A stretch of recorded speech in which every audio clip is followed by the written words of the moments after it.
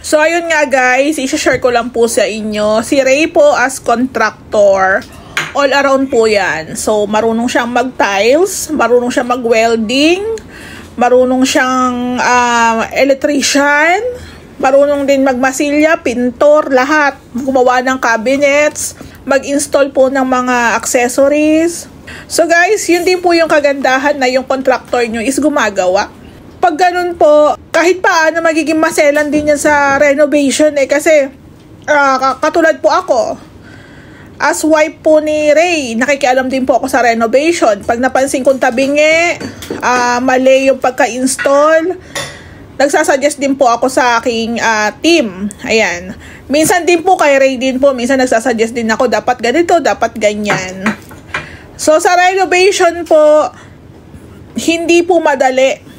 Kasi bukod po dun sa gusto ng kliyente, kailangan maipalabas din po namin na bukod po sa pulido yung gawa namin, dapat maganda.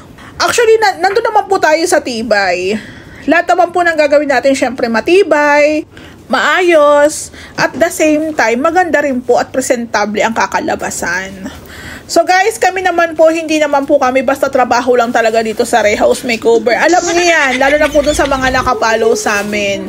So sa amin po, enjoy lang din po namin ang aming renovation, ang aming mga trabaho. So ayan guys, i-share ko lang po sa inyo na ang bathroom po, kahit sobrang liit lang yan, siya po yung maraming accessories na ilalagay. Siya rin po yung pinakamagastos sa lahat. Kasi sa mga accessories pa lang po, from tiles, kisame, yung wirings dyan, yung linya ng tubig, tapos yung mga accessories pa, shower. So, ayan guys, pinapakita ko lang po sa inyo yung pag-i-install ni Ray. Hindi rin po talaga biro ang pagbubutas dito sa ating tiles. Pero syempre, meron tayong diskarte dyan.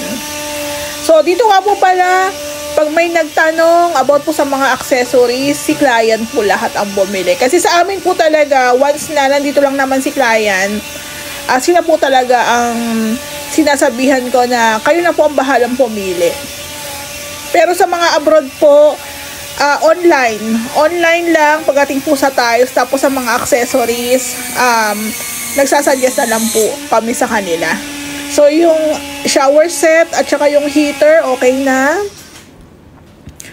Pati yung bathroom mirror ni ma'am, okay na rin po yan.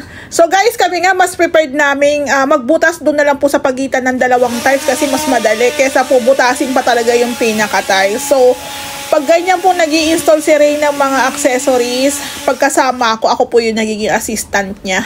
Ako po yung helper. Ayan guys. So kami talaga as mag-asawa, talagang nagtutulungan po kami talaga dyan sa aming trabaho.